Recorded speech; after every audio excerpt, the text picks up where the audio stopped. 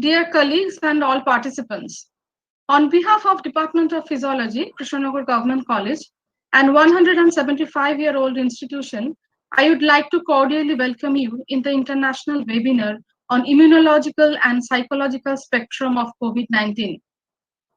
We are very much grateful to Dr. Dipyaman Ganguly and Dr. Mithun Barik for taking time off from their busy schedule and accept our invitation as guest speakers of this webinar.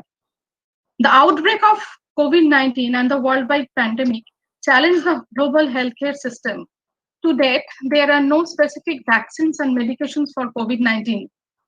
Many effective vaccine candidates designed by universities, research organizations, and pharmaceutical companies are under advanced stages of clinical trial. Convalescent plasma therapy is a promising experimental approach with better recovery. On the other hand, as the hospitals are overcrowded with COVID-19 patients, parallel healthcare crisis persists because treatment approach of patients with other serious ailments have been changed.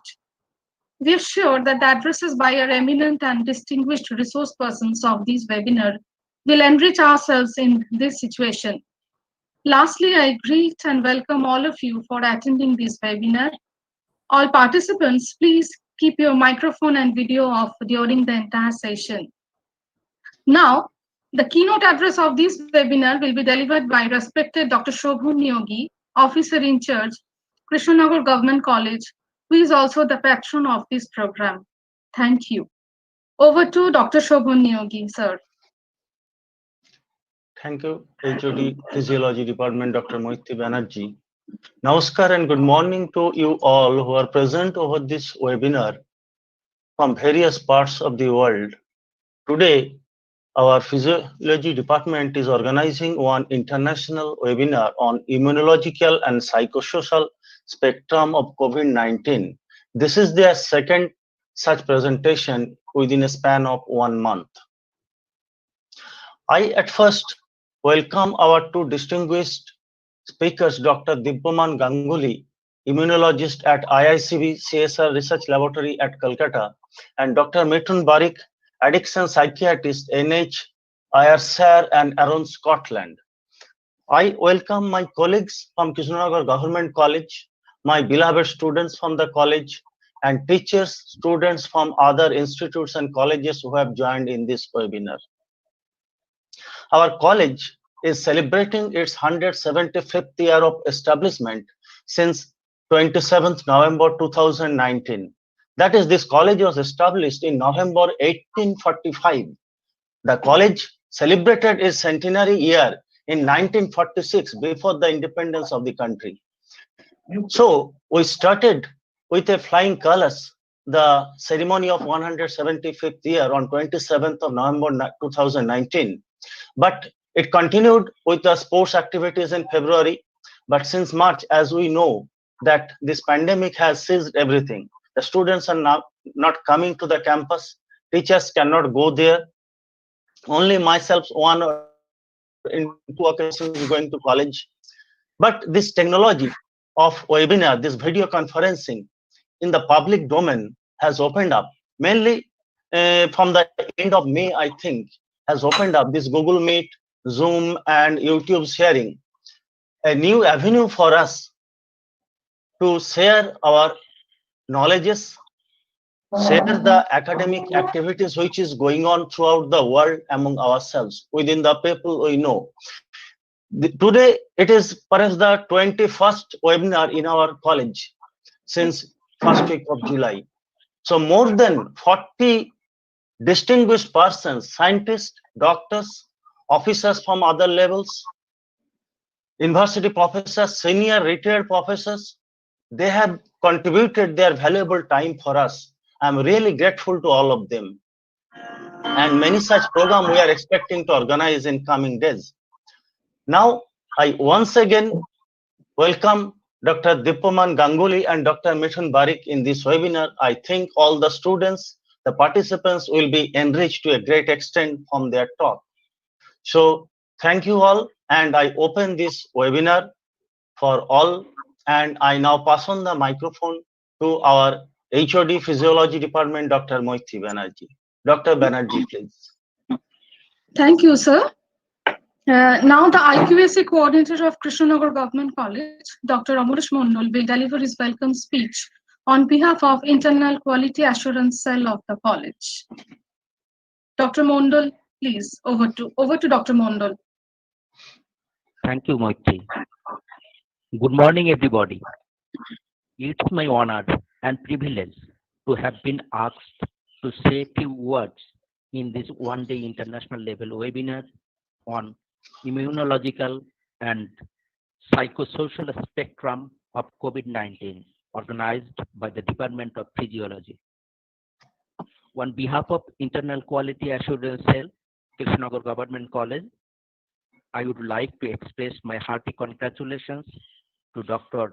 Mithun Barik, Head of the Department of Physiology, and her very active departmental colleagues, Dr. Achinto Mohan Goswami, Dr. Kaushik Sarkar, and Dr. Krishnendu Sarkar for organizing one national level and one international level webinar within a short period. From the end of Internal Quality Assurance Cell, we are happy to observe that at this COVID-19 virus outbreak situation, all head of the departments with all faculties have been trying to maintain academic activities as far as possible in their respective departments. Keeping in mind the overall benefit of our students, during last 2 months, we have been able to organize 20 state, national, and international level webinar discussions on various contents. We would like to express our sincere gratitude and regards to all the invited speakers who made the program successful. There are more than 40 speakers from our country and abroad have given their talks and enlightened our students and all the participants of the webinars. I would express my gratitude to our distinguished today's speakers, Dr. Dipyaman Ganguly, Immunologist, Indian Institute of Chemical Biology, Kolkata, and Dr. Mithun Barik, Addiction Psychiatrist, NHS Ayrshire and Arran, Scotland, for giving their kind consent to deliver lectures in this webinar. From core of my heart, I believe that this webinar discussion will surely enrich all the participants. I am expecting all success of today's webinar. Thank you all. Okay, thank you, Dr. Mondal. Now we are starting our scientific session. We are extremely proud to have Dr. Dipyaman Ganguly with us. And it is a great pleasure for me to introduce Dr. Ganguly in front of you. Dr. Dipyaman Ganguly is an Indian immunologist, currently a principal scientist and Swarna Jayanti Fellow at the CSIR Indian Institute of Chemical Biology. Dr. Ganguly did his MBBS from Medical College and Hospital, Kolkata in 2001. He did his PhD from Indian Institute of Chemical Biology, Kolkata in 2006. Later, he continued his research work at University of Texas MD Anderson Cancer Center at Houston. He did his postdoctoral work at Columbia University Medical Center as an SLE Foundation Fellow. Currently, he is working as a principal scientist and associate professor in Translational Research Unit of Excellence in CSIR IRCB. And now he is the principal investigator of the CSIR-sponsored clinical trial on plasma therapy ongoing in Kolkata. He received several prestigious honors and awards like Ramanujan Fellowship by Department of Science and Technology, Government of India, Swarna Jayanti Fellowship of Life Sciences from Department of Science and Technology, Government of India, National Bioscience Award for Career Development from DBT, Government of India.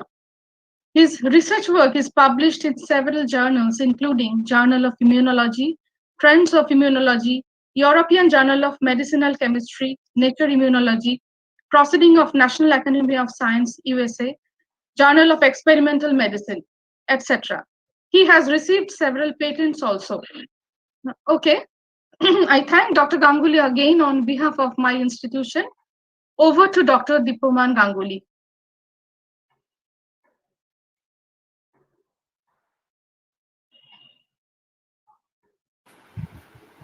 Thanks a lot, Dr. Barik, for this kind introduction. I'll try to present the thing.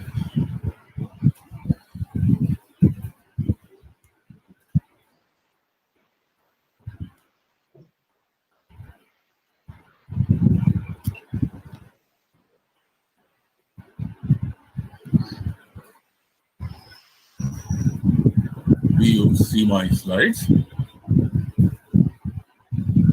Hello? Yeah, You see it's yes, we can see it.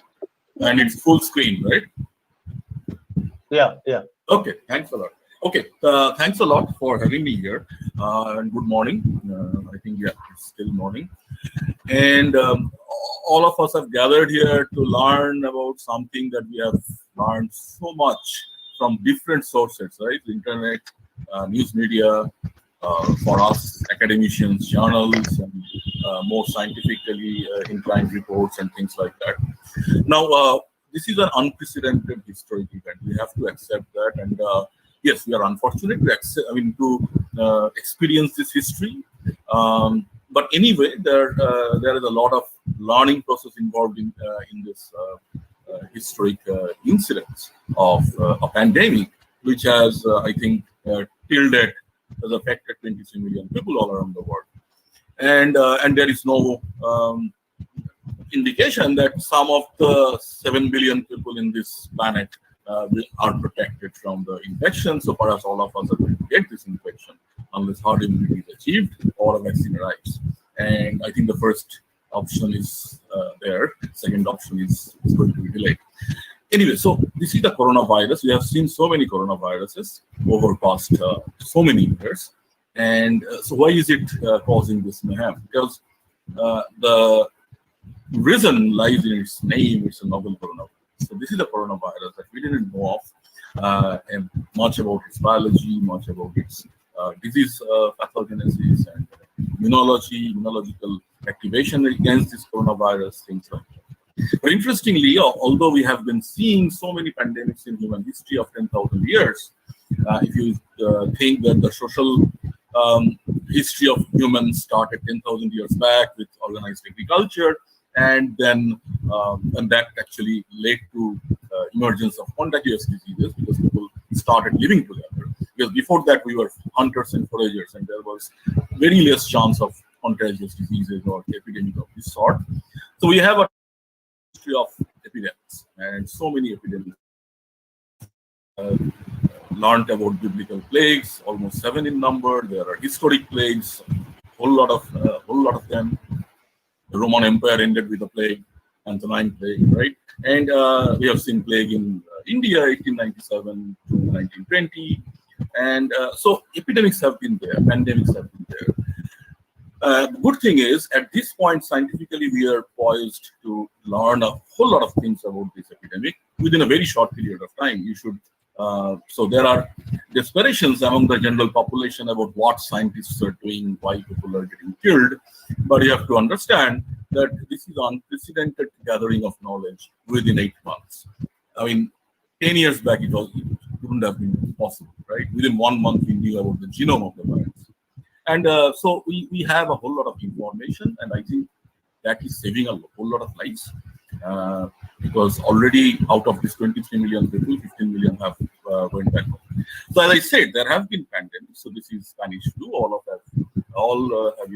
have seen these figures, but images. But you have to understand the life never stopped at the face of this kind of pandemic. This is San Francisco port having its hearing outside so that the contagion is less. People have been playing baseballs, wearing masks during Spanish flu. This is more recent 2003 SARS epidemic, and then Hong Kong people, kids are practicing ballet wearing masks. So life doesn't stop, and our lives also should not stop. There have been very recent a whole lot of pandemics, and the interesting thing is, there is a basic difference between the pandemic that we are having now and the pandemics that we had in the recent past. You can actually look at these box charts and look at the death rate, because whatever death rate we are actually projecting is actually case fatality rate. So registered cases with proven infections, and then how many of them are dying. And even considering that, the death rate is much less than a whole lot of recent epidemics. But the difficulty that we are facing, the change that we are facing, the new normal that we are trying to arrive at, is because of this. This virus is not causing a whole lot of deaths, but this could spread over all 7 continents on this planet from Earth within 2 months. And that's because of this epidemiological parameter called basic reproductive ratio. Because compared to other viruses, which are also spreading through aerosols and droplets, these viruses much more contagious.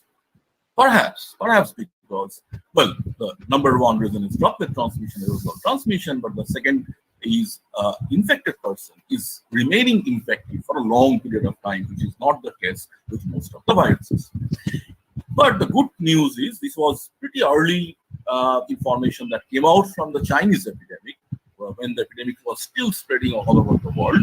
They really pointed out that, well, the deaths or mortality is much higher in the older population. The younger population is almost protected from severe disease. And I'll insinuate on that, what may be the possible mechanisms of that. So naturally, the older population is more susceptible. They will have the severe disease. They will have the untoward outcomes. And so our goal should be, there is no way you can prevent infections from occurring unless you have vaccine. So you have to understand that. So all the lockdowns, all the restrictions, all the social distancing, all the mask use and things like that are just to delay the spread of infection. Just to delay the spread of infection, because if you don't delay the spread of infection, the healthcare system will be overwhelmed. It's never going to prevent infections from occurring. Okay, this infection will spread, will infect most of us within a short period of time. If there was no restrictions, it would have been done that within 3 months. Because we are putting restrictions and we are being socially responsible, maintaining social distancing and things like that, we will perhaps get delayed infections. And that's good for the healthcare system. Okay, we have to think, at least as a students of science, we should keep that in mind. I've seen so many complaints, even from the scientific fraternity. A leaky lockdown and porous lockdown, nothing is happening, they can't prevent infection. Of course, this virus is not going to go to Mars. This is going to be on Earth, and if it is able to infect humans, it will keep on infecting humans. Okay, so let's accept that. Now let us go to my domain and talk about briefly about what we have already known about the immunity against this virus. And I don't think to this audience I have to introduce all these things, but we know that immune system is a very complex system because it has different flavors of immune cells, which are all in our white blood cells, and they actually play different kinds of roles. Like pathogens, when any pathogen comes in, there will be host cell infection. So if the pathogen is able to infect a host cell, it will do that, and the host cell, while dying, will release some of the danger signals or damage signals that will recruit the immune response. I don't want to get into all these things because there are more important things to talk about. Anyway, there will be initial recruitment of cells, which we call innate immune cells. They don't know what pathogens are introduced into the system. They don't care. They just care about the damage caused to the host cell, and so they react. They try to either eliminate the host cell which is infected, because that will prevent the spread of infection, or it recruits other cells which are rather more educated about which pathogen has entered the system, and we call them adaptive immune system. So T cells and B cells, the lymphocytes, they have specific receptors on them. They can recognize what beast they are dealing with, right? And so this is the 2 phases of immune response that will happen, and either the infection will be cleared or there will be a chronic inflammation. I will talk about it. Now, you see 2 panels right here. So this is how the SARS-CoV-2 infects lung epithelial cells. All of us know about it. I don't want to get into these receptors, co-receptors, things like that. Now, the first thing that happens is the case of this hosting cell, right? This is a long epithelial cell I am showing. There are a few other tissues which are also susceptible to infection by this virus. Anyway, we'll take lung as a model, and so this cell dies and it secretes some of the damage signals, which are some of the interleukins and some other kinds of damage signals, which may be toll-like receptor ligands, and that recruit the whole series of immune response, which can take two ways, right? First, you look at the right panel, which is a healthy immune response. So the innate immune cells will come, it will try to phagocytose all the host epithelial cells and get rid of them from the system so the infection doesn't spread. It will release cytokines and interleukins, which will recruit adaptive immune cells, and they will come and they will recognize, now they have a receptor to recognize which pathogens they're dealing with. So they will try their bit to kill the host epithelial cells and so on. Now, response is progressing to the left panel, which is a dysfunctional immune response. What is happening? So the immune system forgets its brakes at home. And so they just keep on doing whatever they're just trying to do, and which is not necessary, and that releases a lot of cytokines into the system and causes the cytokine storm, so-called, and that leads to hyperimmune activation, tissue damage, more widespread tissue damage, right? Now, in SARS-CoV, the disease, rather, SARS-CoV-2 mediated disease, which is COVID-19. In COVID-19, we clearly see two phases of the disease. For any individual, there are two phases of the disease. Well, there are some individuals who never realize that they have got infected, and they are asymptomatic carriers, you know. So at present, the estimate is almost 70% of the infected people are asymptomatic. Rest of the 30% show some kinds of symptoms. Then 20% of those 30% show more severe symptoms, which require oxygen therapy and things like that. And then out of 5%, out of those 20%, 5% goes to severe disease, and some people unfortunately meet with untoward outcomes. So a whole lot of people are actually having a very healthy immune response. It's not going to this dysfunctional immune response. But there are mostly the symptomatic people will have two phases of the disease. In some patients, the first phase happens, which is the healthy immune response, and they recover. In some patients, there are two phases where it progresses to dysfunctional immune response, and after 9 to 10 days, and at least in India or in Kolkata patients, 9 to 10 days, and then this dysfunctional immune response starts, leading to acute respiratory distress syndrome, and that is kind of difficult to manage. Okay. Now, there have been, as I say, we have technological advances made so that we can actually do a whole lot of things really fast. For example, a whole lot of single-cell sequencing efforts are going on all over the world. This is one such report which was really informative about how the lung epithelial cell is dealing with the immune response, and they actually took bronchoalveolar lavage fluid, collected cells from them, and then individually cells were sequence cells, mRNA was sequenced to find out what are the genes that are being expressed. Now, whenever you look at that, you find the identity of the cells, because some cells will have signature transcripts that you can actually figure out from the sequencing data, and also you'll find out functional changes that the cell is experiencing, because you'll have those transcripts which are actually signatures of differential functional programming, right? So a whole lot of data has been come, and now we know, I mean, these are now newspaper reports that there will be neutrophil infiltration, there is lymphopenia, there is epithelial cell damage, and things like that. I'm not going into that. What I'm trying to point out, this is the most, perhaps the most seminal paper that we have received over the past few months. This is a paper that was reported from China on asymptomatic infection. Now look closely.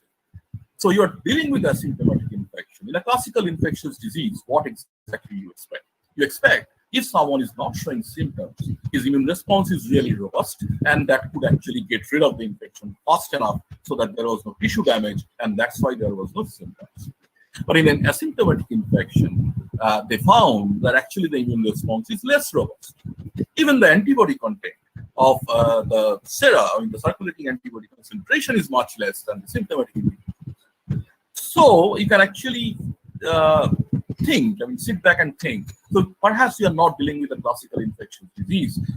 We are actually dealing with a disease which was triggered by a virus, nevertheless, but the disease process or the whole tissue damage is actually due to the immune response. So if people are symptomatic, they have rather more severe, more robust immune response. If they are severe disease, they actually have even more robust immune response, which is undesirable. But in the asymptomatic patients, there is not much immune response. They don't really have a more robust immune response.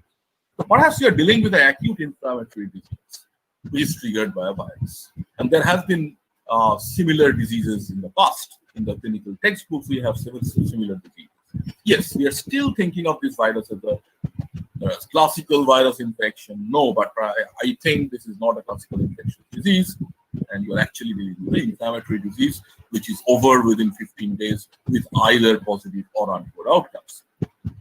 Okay, now let's go to my domain that I have been working on for over the past 4 months.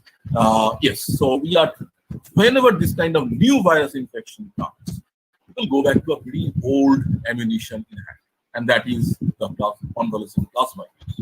The idea was first shown in late 19th century. Emil von Behring used this thing against diphtheria, and that fetched him the first Nobel Prize in medicine. So you can actually understand this is a really old ammunition. So then why are we dealing with a modern disease with old ammunition? Because that's the only thing that we can actually try on.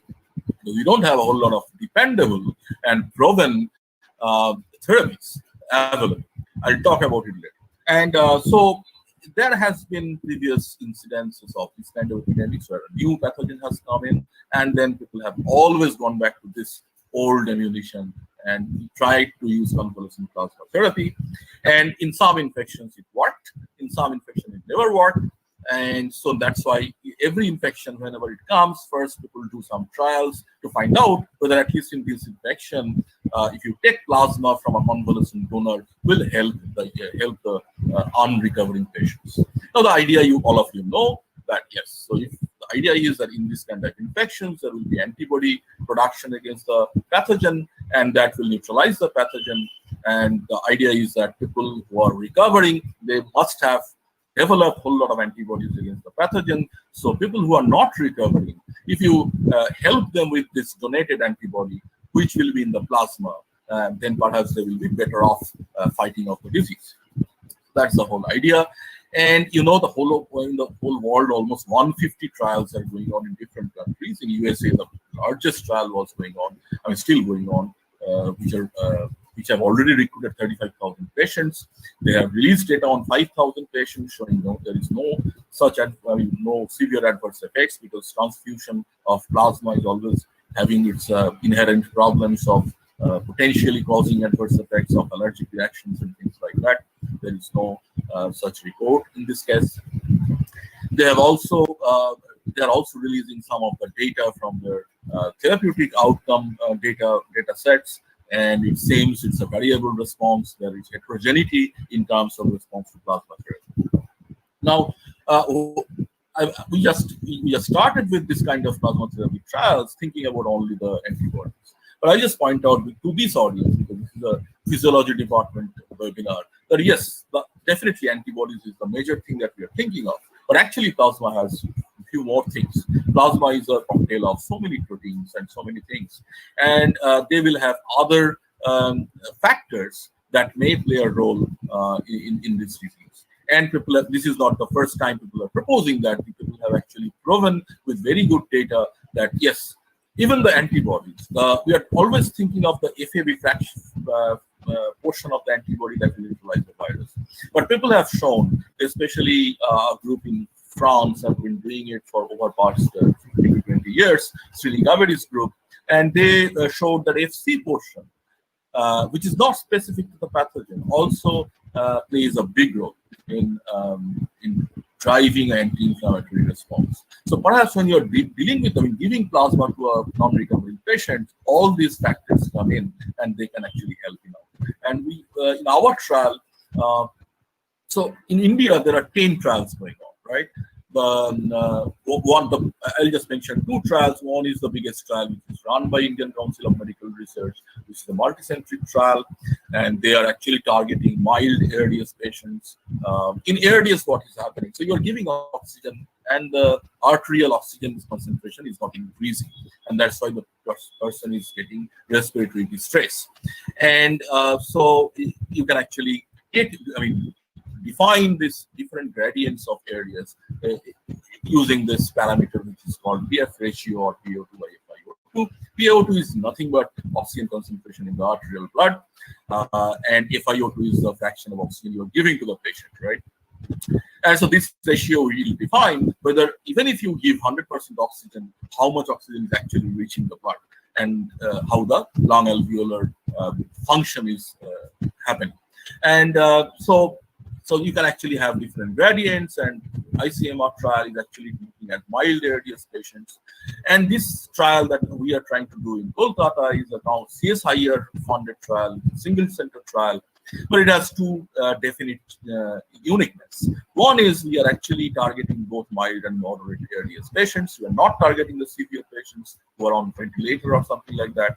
And second is our primary outcome includes immune correlates for response. So we started with this conjecture that there will be heterogeneity of plasma therapy response in different patients. And the major insight will come from if you find out signatures of predictive signatures where you can actually define a patient who will actually benefit from plasma therapy or they will not benefit from plasma therapy, right? So we are actually trying to do that. I'll just stop at here. So this is our plasma therapy program website. You can go there for more information if you want to register yourself as donors and things like that. This has been an interesting trial. Apart from the scientific research, we had to start a social awareness program because when we started the trial, there was a real atmosphere of fear. Very few people came forward to donate plasma. Now things are changing. But we actually had to run a long social awareness program all over the city to find out and to motivate people, to encourage people, to make them understand what is at stake and things like that. So 3 institutions are taking part in this thing. So the plasmapheresis part is being done in the medical college, my alma mater, and Indian Institute of Chemical Biology is giving all the coordination and scientific and funding support. And IDVG Hospital is our clinical trial site where patients are getting recruited and being given plasma. Now, while doing this disease, because we are also looking at the immune monitoring part of the patients to find out which patients are going to benefit from plasma therapy and which are not going to benefit, and we want to define some signatures. We actually gathered a whole lot of scientific insights. These are unpublished data, but yeah, so I'm tempted to show you some of this. So this is a whole lot of cytokine panels which are different between these mild and ARDS patients. Rather, you can actually think of these are the differences between the 2 phases of the disease. So the healthy immune response versus the dysregulated immune response. And there are some cytokines or interleukins which are featuring in this list, which are really more prominent in this dysregulated immune response. Some are previously reported, some perhaps will report for the first time. We're still working on the manuscript. So it shows that there is a coordinated response of these cytokines, and there's a network of cytokines that are either going up or going down based on the phase of the disease, which is really interesting. That actually tells you that immune response is almost like a Play-Doh. It's a Play-Doh. It can take different shapes, and there is a different surface topology of that Play-Doh. In all points on that Play-Doh actually represents one of the immune parameters, and the balance between all these parameters actually defines how the immune response is happening. And slowly we are getting this holistic understanding of immunology or immune response, and for that this kind of big data approach is much more instrumental and useful. Now I'll just finish with active immunizations that people are really eagerly waiting for. Vaccines, right? So we have been talking about passive immunization. The second thing that immunologists can do is active immunization using vaccines, but vaccines take long time to vaccines. Our precedent, I mean, like our history of producing vaccines by the vaccinologists, the minimum time point had been 5 years. Well, in this case, all the regulatory authorities are really keen to approve the vaccine, so that's why things will be faster, I believe.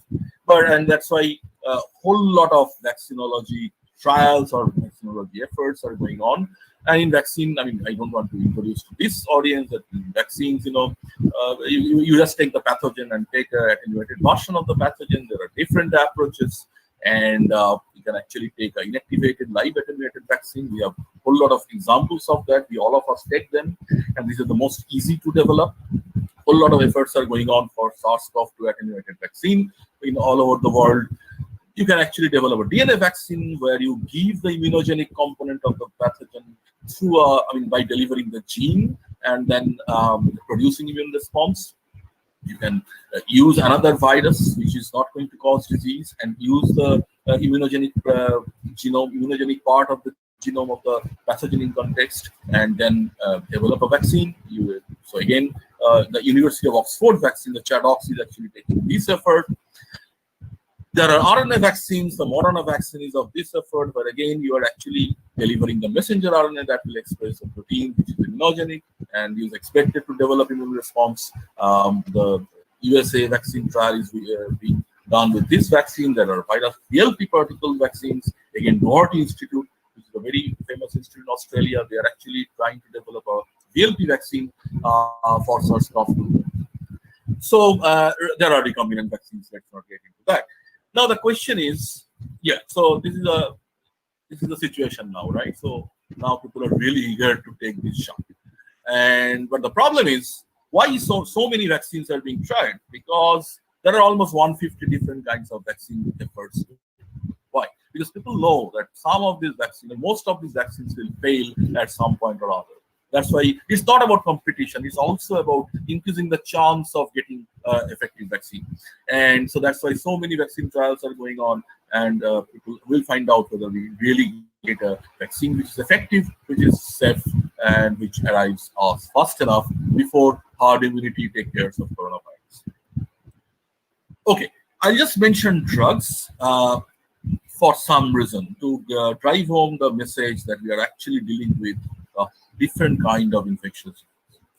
Now you have seen this kind of images, right? So there are so many targets that are amenable to therapy during the natural history of the disease and how the virus infects the host cell. We have seen hydroxychloroquine and the controversies around it, which is supposed to tinker with the pH of the endosome so the virus doesn't enter. There are inhibitors of the receptors and co-receptors that can be used, and things like that. Or of course, RDRT, or the polymerase that replicates the virus, right? Viral genome that is being targeted. So all of these are antiviral effects. Now you can't really develop a new antiviral drug because that takes a long time. When a pandemic is ongoing, 800,000 people are dying. And then you have to find an existing drug for which the toxicity profile is known for, and then you can actually repurpose it for this virus, and that's what we're doing. Now I'll just show you two drugs that are being talked about. Remdesivir, which is an antiviral. You can see. So again, there is two phases of the disease, right? So in the first phase, which is a milder disease, you actually see some benefit of remdesivir. Still, it's not, well, the p-value is high, but you see the graph is not that impressive, right? So in the milder disease, the antiviral infection, antiviral elements or candidates are of use. But when the disease enters the second phase, where there is a dysregulated immune response, antivirals have no effect. And interestingly, this milder disease patients, they don't need antivirals, right? They are recovering by themselves. So it seems the antivirals have really limited role to play in this disease, in this pandemic that we are talking about. On the other hand, you go to this second drug, dexamethasone, which is an immunosuppressive drug, this corticosteroid, and now you look at its effect on different categories of patients. Now you can see in the earlier phases, for example, this one, no oxygen received, right? This is a mid-mild disease condition. It's actually worsening the patients, right? Because definitely at that point, a classical infectious disease type response is happening, and so you don't want to suppress the immune response. Now you go to the more severe disease as these patients are slowly going into the dysregulated immune response part, and then the benefit of dexamethasone comes.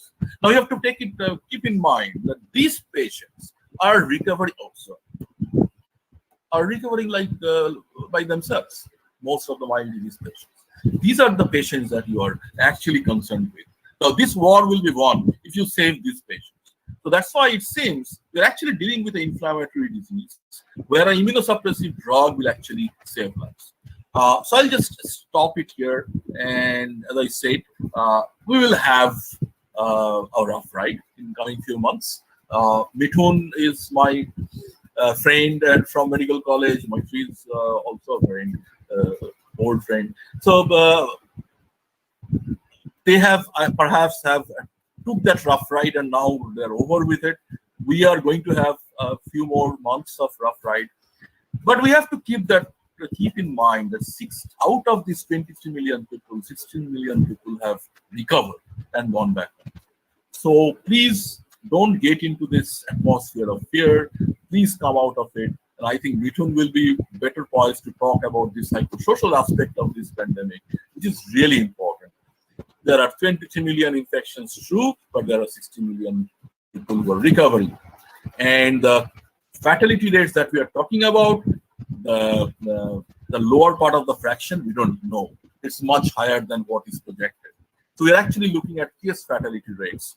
The infection mortality rate data we don't have. I think that will be too low to be of that much of concern. And so keep that in mind and stay healthy, take care, maintain social distancing, just to prevent the healthcare system from getting overwhelmed. Thank you so much. Thanks for having me.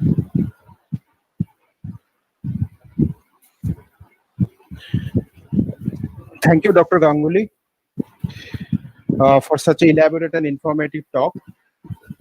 We have few questions from both Google Meet and from our YouTube platform. If you allow me, I can read out a few questions to you. Yeah, sure. So, Shotapa Sharnal is asking, why plasma therapy is not successful for all severe patients? Is antibody titer in plasma is the key factor? Honestly, we don't know. So we are trying to find out in our trial. That's one of the primary outcomes. To find out the mechanistic basis of the heterogeneity. And we actually have evidence that there are effects beyond antibodies. Yes, definitely, because most of the plasma that is being given to the patients, the antibody titers are measured, and we ensure that there is a good antibody titer. So it depends on at what phase you are giving the patient plasma. It depends on the peculiarities of his post-immune response. Hopefully, we'll find out from our studies and other studies that are being done all over the world. But honestly, we don't really have the answer at this point of time. Okay, thank you. Dr. Shormishta Chondo is asking from YouTube, despite giving convalescent plasma, some people are not responding. Why? And even after giving remdesivir, RNA-dependent RNA polymerase inhibitor, people are not responding sometimes. Why? Yeah, I think I explained it. So the plasma therapy question I just answered, and remdesivir, as I said, people who are not responding, I mean, antivirals have really limited role in this. Because people are going for this remdesivir and antivirals when people are getting severe disease. By that time, killing virus is not of that importance. You have to keep in mind, in the asymptomatic patients, they don't have any symptoms. They have similar viral load. So that means your virus is not the problem. The problem is the post-immune response which is being mounted against the virus. And that is killing the patient. So antivirals, in my opinion at least, is having very limited role in this disease. We have to find out ways to fine-tune the immune response that's happening against that virus. Okay. So The other question is from Dr. Shatabdi Ghosh. She's asking, if dexamethasone is immunosuppressive, then how does it work in severe? Yeah, that's why it works in severe infection, because in the severe infection there is a dysregulated immune response and hyperimmune activation, and that, I mean, those are the patients who are going to, some of them will going to have untoward outcomes, and so corticosteroids, by attenuating the immune response, by calming down the immune response, can save them. Yeah, so that's why it's working. Okay, so other one is, are smokers susceptible to coronavirus? All of us are susceptible to coronavirus. So yeah, so there is, I mean, till date there is no data on whether smokers are more susceptible. So, and smokers, non-smokers, don't think that you are protected from coronavirus unless you have already had the infection. If you have already got the infection, yes, you are protected. So today I am doing the webinar after 9 months of, or 10 months of having the epidemic started, and so I can tell you with confidence, out of these 23 million people, there is no validated report of the infection, and that's why we can say for 10 months we are protected. If I had this webinar next month, I would have said, and still there was no reinfection reported, I would have said the protective immunity remains for 11 months. Keep that in mind. There is no other way to find out how long the protective immunity lasts. Protective immunity duration comes from experience of clinicians, and our so with the time we will find out how long the protective immunity lasts. Yeah, so unless you have got the infection, you are not protected. Whatever. Yeah. Okay, thank you very much again. Thank you so much. Yeah. Now I'll hand over the mic to HOD Dr. Moiche Banerjee.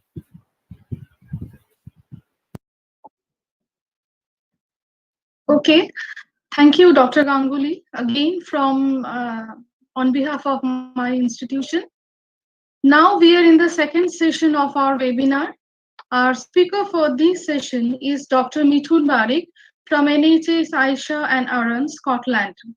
I feel extremely honored to introduce Dr. Mithun Barik in front of you. Dr. Barik is an addiction psychiatrist currently working in South Community Addiction Team of NHS Ayrshire and Arran, Scotland. Dr. Barik did his MBBS from Medical College, Kolkata in 2001. He did his post-graduation in Healthcare Management and Medico-Legal Sciences from Symbiosis International University, Pune. He worked in healthcare IT as an electronic media records consultant at 21st Century Health Management Solutions, Mumbai. He also worked in several WHO projects and completed clinical certificates in substance misuse and addiction and anxiety management from British Association of Psychopharmacology. He moved to Scotland 13 years ago and has been living in Ayrshire. His special interest is in pharmacological and psychological management of post-traumatic stress disorder. He is trained in EMDR, that is eye movement desensitization and reprocessing, which is an evidence-based psychotherapy for PTSD. He is currently pursuing a diploma in psychological therapies from the Association of Psychological Therapies to get trained in motivational interviewing, cognitive behavioral therapy, dialectical behavioral therapy, solution-focused therapy, and acceptance and commitment therapy. Dr. Barik also serves as a board member of IFDAS, that is Interdependence from Drugs and Alcohol Scotland, which runs a residential training and social enterprise development center for people in the early stages of recovery from drug and or alcohol addiction. So I thank Dr. Barik again on behalf of my institution. We all are very eager to listen to you. So over to Dr. Mithun Barik.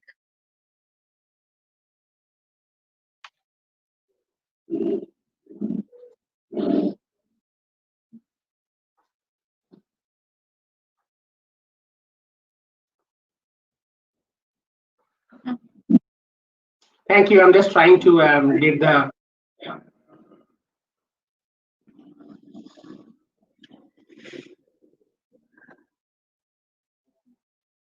Right.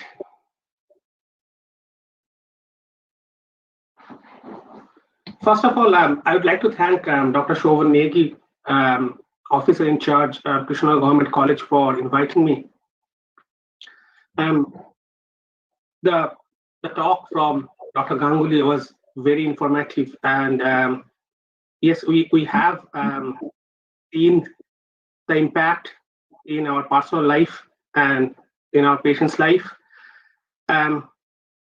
Addiction is a really vast subject, and there are a lot of different kind of social aspects to it. Now, one of the things is that the coronavirus doesn't really discriminate, and it has affected everyone. So when I was initially discussing with Dr. Banerjee about what kind of things I would like to cover, then it was mostly about the human aspect of it, how it actually changed our life, my patient's life. As you can see from this slide, that there are lots of different things about addiction, and I have tried to put them in this word cloud. My plan is initially to give an idea about the extent of addiction. Initially, we'll talk about the world, and then we'll go to India, then we'll go to Europe and Scotland. I will spend most of the time about how it actually directly affected us, how it changed our work, what we used to do before, and how we do things now. There will be quite a few statistics, some data in the beginning. However, I'll just go through it. These things are just to give you an idea. We are not analyzing all this data. We are more talking about the psychological and social aspect of addiction and COVID-19. So let's start by looking at the world first. So currently, we have about 350 million of people who has used drugs in the last year, and about 30 million of them have difficulties that they need treatment. These are the kind of drugs people use. And about 11 million of people inject drugs. And as you know, injecting drug has got a lot of physical side effects. Cannabis is the most widely used drugs. However, opiates have the most negative health impact. Painkiller misuse is one of the problems everywhere in the world, but it's more of a problem in Africa and some of the countries in the Middle East. Amphetamines is most of the problematic one in East and Southeast Asia, and use of cocaine is in the Americas. All over the world, the non-medical use of benzodiazepines are becoming a huge concern. One of the things which is very noticeable is that access to drug treatment is very limited. Only 1 in 6 people receive treatment. Most people who receive treatment in Africa, the Americas, and Oceania as treatment for cannabis use. And in Europe and Asia, it's mostly about opiate. Men, they are more likely to use cannabis, cocaine, or amphetamines, and for women, it's more about sedatives and tranquilizers. One of the difficulties is that the women who have drug use disorder, they are not receiving as much treatment as the men. Another interesting fact is people who use drugs they are getting older, and when they receive treatment, it's mostly about opiates and cocaine. And on the other side, the young people use more cannabis. So cannabis is most of a gateway drug, and then people move on to other drugs.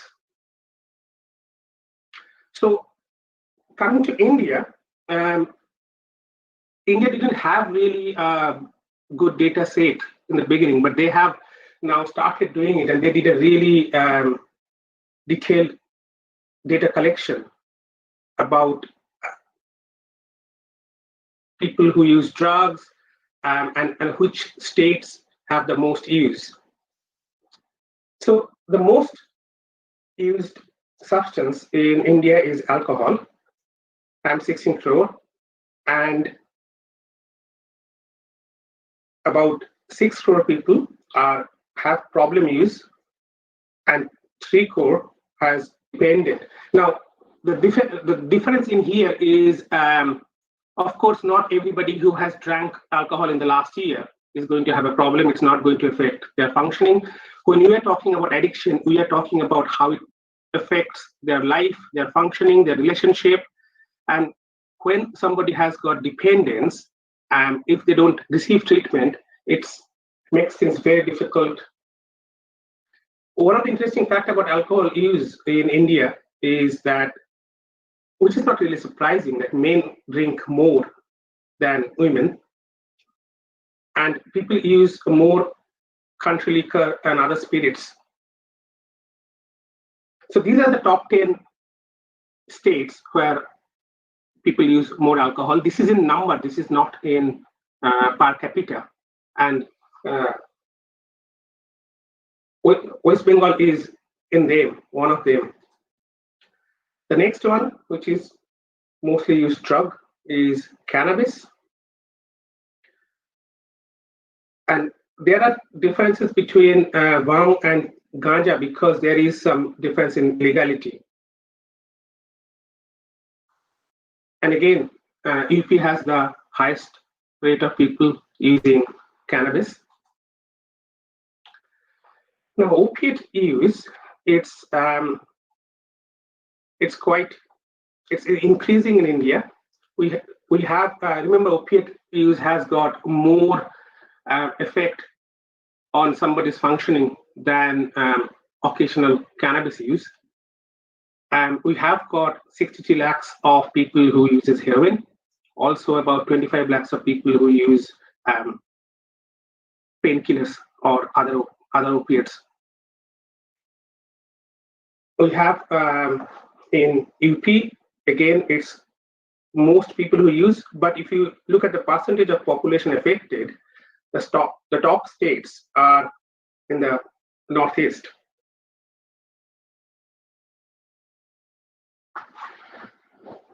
Now, again, in UP, most people, the number of people who inject are most in numbers, and the most in drugs which is injected is heroin, and next is buprenorphine, which is very interesting because in here what you get is more people using heroin, injecting, but the injection of buprenorphine is not that common in Scotland. And there are people who use inhalants, and the concerning fact is there are a lot of children who use it between 10 to 17 years. And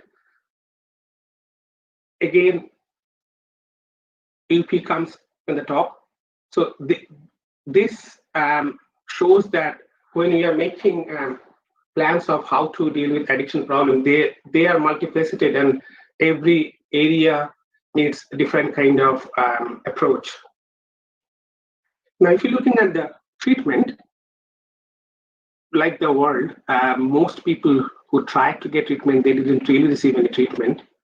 And the hospitalization of alcohol and the other drugs were high. But interestingly, the hospital admissions for the drug dependence are much higher in India compared to here.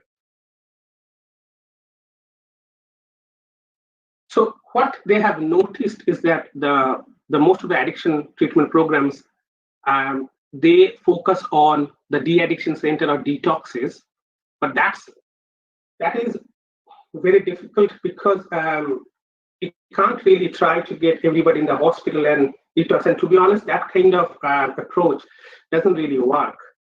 So the plan is to increase the treatment services mostly in outpatient clinic, which will have all the necessities, and also try to use evidence-based substance use prevention programs to protect the young people.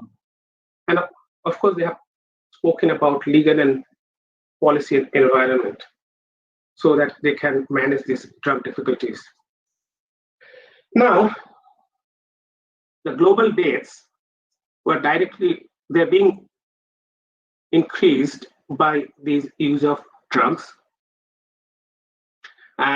We have seen a trend that it's not slowing down, and the rate of increase is actually getting quite concerning.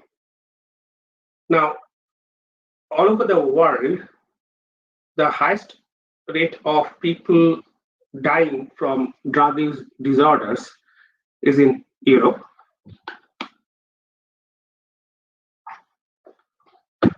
And in Europe, the country where people die most from drug use disorders is Scotland. So if we look at this, the Scotland even has higher rate of drug death compared to the UK average. Now, we are already going through a crisis during this drug death. The number of deaths are increasing. More older people are dying, and the death rates are highest in urban areas. Dundee was called the drug death capital of Europe because there were so many people dying there.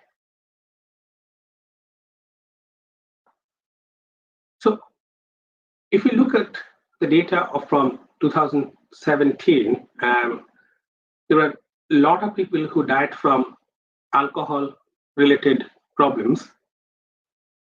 And the other fact is that there are a lot of hospital admissions from alcohol use, which of course is a huge burden on the resources. So the government had to take some steps. And what they did is they introduced minimum pricing. This is quite a brave kind of approach. But what they did is they said the alcohol per unit has to have minimum price. Our problem was the alcohol was very cheap and accessible. So after going through a lot of negotiations, Scottish government was able to put this in, and it's already showing that it is having some effect. Now, the government also made a drug death task force. This was in July 2019, so it's just recently. And before that, we already had this right, respect, and recovery framework, which talks about the right of people to have healthy life, to be treated with dignity and respect, and to be fully supported to have their own type of recovery. So that document tried to find out different aspects of why and how what the problems are. And one of the things which has been there for many years, and unfortunately it's affected a lot of people, is the stigma. A lot of people who use drugs, they are in some kind of a cycle because they are very poor, they are not able to get jobs, they are socially stigmatized. They are already, sometimes they feel that they are not part of the society. On the other hand, we have these different services who are trying to help, but they were quite fragmented. So the idea is that we build on the partnership working, and we work together to help these people. Now, even in Scotland, if you look at the drug death rates, the highest is in Glasgow, which is a big city, understandable, but Ayrshire and Arran, where I come from, that is the third highest, even higher than Scottish average.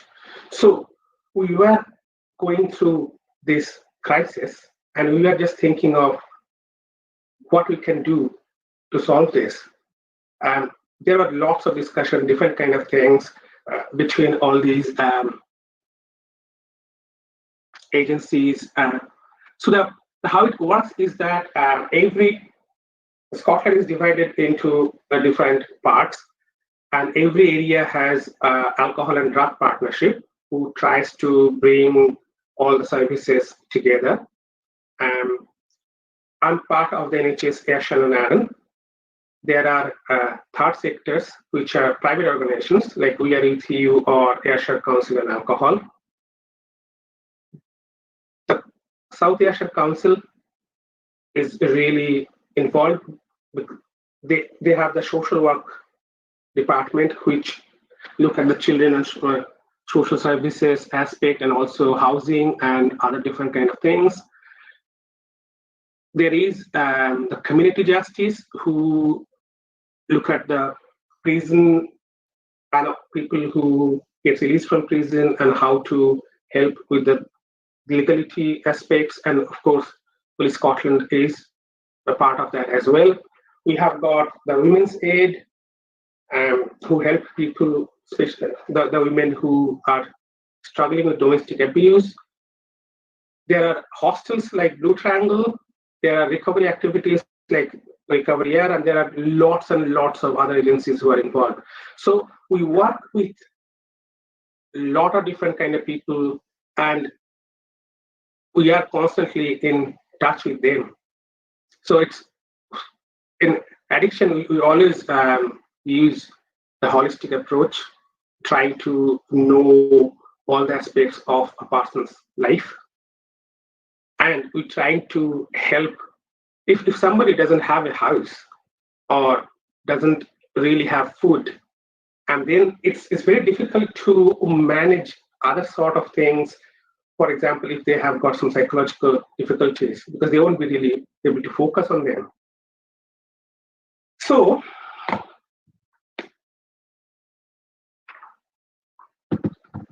this is the team I work in.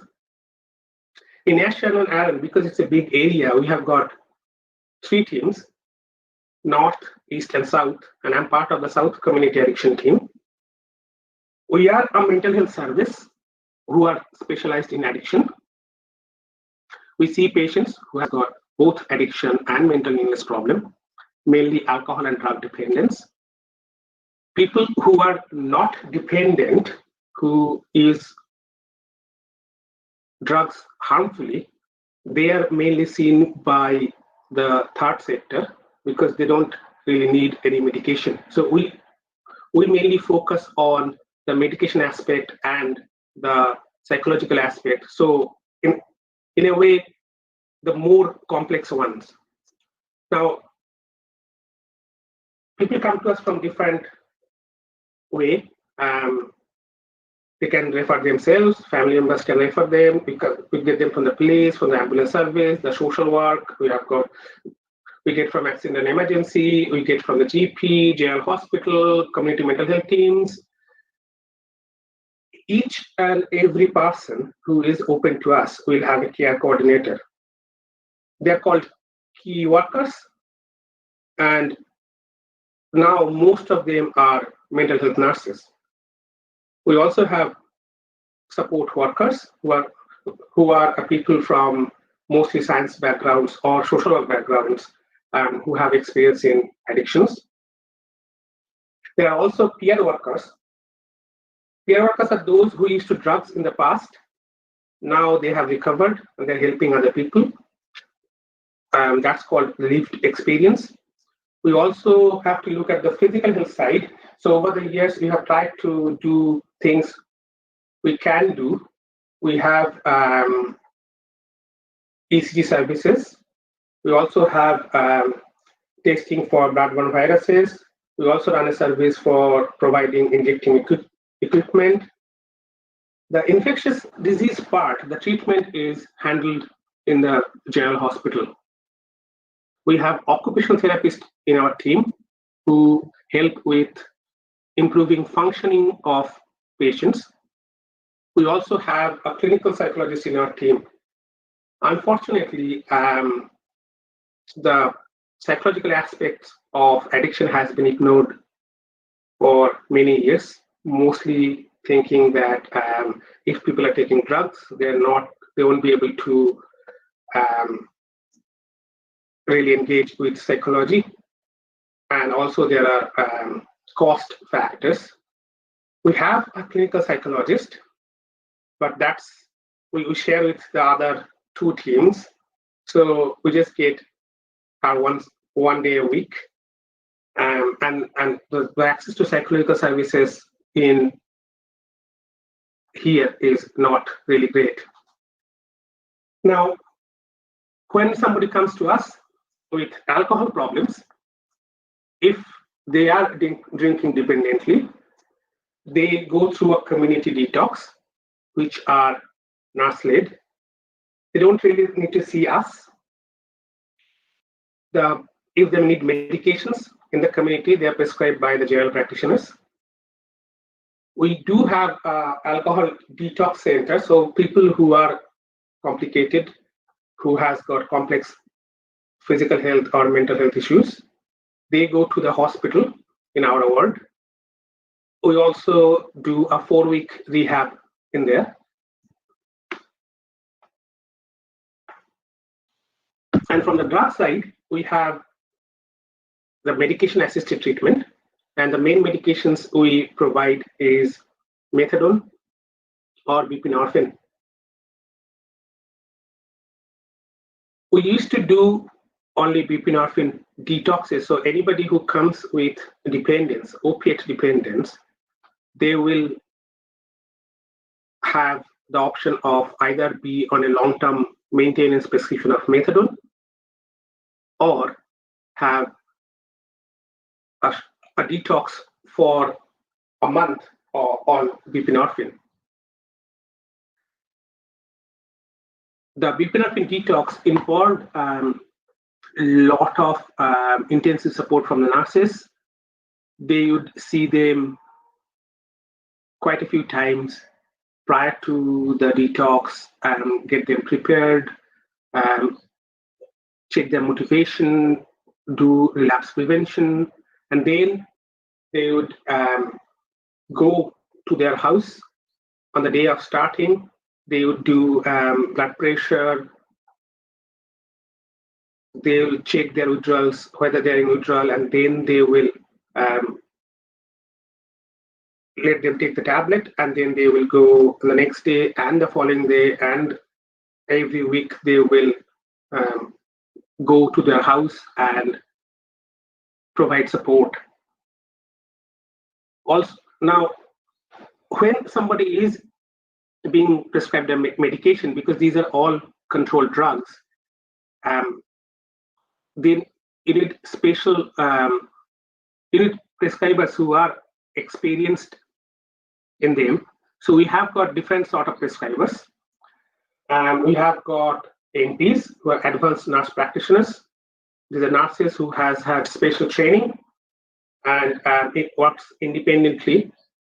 We also have GPs who have special interest in substance misuse, and they see the patients. The GPs, we have 2 GPs, and they do 1 day each with us, actually half a day each with us. And then we have got pharmacy prescribers, people who are pharmacists and has trained in prescribing. And they are nurse prescribers. Some of our team members were nurses. They have been trained in prescribing, and we have psychiatrists. Now, there are 2 psychiatrists in South Community Addiction team. One is full-time in community setting, which is myself, and I see people mostly with drugs. The other one covers the alcohol inpatient and also has outpatient clinics for people who take drugs. So basically, my expertise is people who take heroin and other drugs like benzodiazepine and cocaines. The patients we see, all of them has mental health difficulties. Some of them have got severe and enduring mental illness, like bipolar, schizophrenia. There might be severe depressive disorders. There would be people with anxiety is quite common. We have people with obsessive compulsive disorder, alcohol-related brain damage. We also have a lot of patients who struggles with post-traumatic stress. So these patients, they get a regular psychiatrist review. They're also seen by the community psychiatric nurse. And if required, we get the community mental health team involved. If they're having a mental health emergency, there is a crisis team who covers 24 hours all over Ayrshire, so they help. And if we need to admit them, we admit them in the hospital in the other wards, not our own wards, in the acute mental health wards. Now, just to give you an idea, this is kind of a typical patient. Let's call her Eve. So basically, Eve is 37 years old. She grew up in Ayrshire with 2 brothers, 1 sister. She had a difficult childhood. Her mother had mental health difficulties. She was in and out of the hospital. Father had alcohol problems. There was a lot of fighting at home, especially when father was drunk. She has seen mom and dad hurting each other. Then dad left. Mom had a new partner, and this person was abusive to her. So she struggles with this early childhood trauma. Then, because of the concerns, she was moved to care home, foster care. And when she was in school, she was bullied. She didn't do well. She met some friends and started using cannabis at the age of 11, alcohol at the age of 12. At this time, she was just been drinking whenever she can. She was drinking a lot. Other times, she was not using alcohol. And then late team, she was just taking some party drugs. All the cannabis and alcohol continued. Then she met a man, thought that's the dream person in her life who will sort out everything. They had a child. However, it turned out the partner was very abusive. She started drinking to cope and had to have alcohol detox. Because she was drinking excessively, she was not able to take care of her child. The daughter was taken into social work. Now the daughter lives with partner's mother. She doesn't really get to see her. When she stopped the alcohol, later she moved to using heroin. Initially started by smoking, then started injecting, tried to self-detox, but didn't really manage. She finally approached the services, got the methadone prescription. However, didn't really engage, felt that there is a lot of stigma around methadone. So people really don't want to be it on for long term, which is a problem. So they don't see it as helping in the beginning, and they try to get it on for a month or 2 months, but that's not how it meant for. She came off the methadone and she relapsed. She's using heroin, benzodiazepines, cocaine sometimes. The benzodiazepine is whenever she has some money, cannabis. Her brother died of overdose, and later when she was under the influence, she assaulted someone and was in prison. In prison, they try to, and in the justice service, they try to help people who have got difficulties with drugs. So she was put on a drug treatment order, which means that when she's in the community, she'll be supported and she will see this person drug tested. And if she does well, then she will remain out of the prison. She was started again on methadone, and she goes to chemist every day to take the methadone there in front of the pharmacist, which is called the supervised dispensing, and her methadone dose is currently getting titrated. Now, there are a lot of people involved in her care. Of course, the care coordinator, who is the key worker, which will be one of the nurses from our team. There are DTT workers from the justice team. She also sees the social work, children and family social work, either weekly, fortnightly, because she wants to get full access back for a child. She sees me every 3-4 months. She also have support from Housing First. The Housing First helps with people who have got difficulties with drug and alcohol, and they try to get them proper housing so that they are in an environment where the problems with drugs are less. Her ex-partner came out of a prison and she was quite scared that he will try to assault her again. So she contacted the Women's Aid. Women's Aid worker is also helping her, supporting her. She tries to attend the recovery groups in the community. She goes to We Are With You to have counseling. Her plan, long-term plan, is to go to Ward 5 for rehab. Now, in Ward 5, to get there, people have to be free of all illicit substances. Not the prescribed one, but the ones which is not prescribed. So she has to provide drug screen which doesn't have cannabis, and that's what her plan was. She also wants to become a peer worker, so that her hope is that in future she can help other people who are going through similar crisis.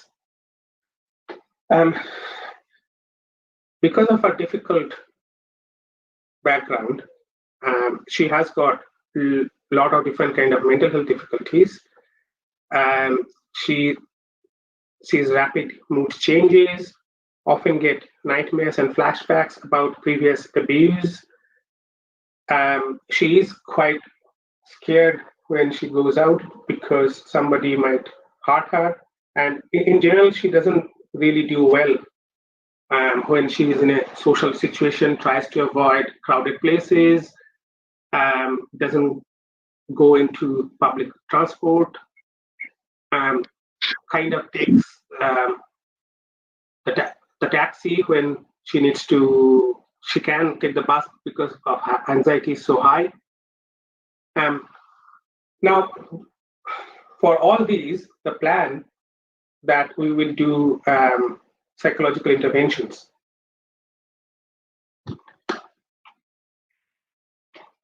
Now, this is just a typical patient we will have, we are planning different kind of things. So if you look at this, it's just kind of shows that if somebody had trauma in childhood, adversity, mental health problem, being poor, other people using substances around them, negative school climate, these things affect more, and people use drugs in there.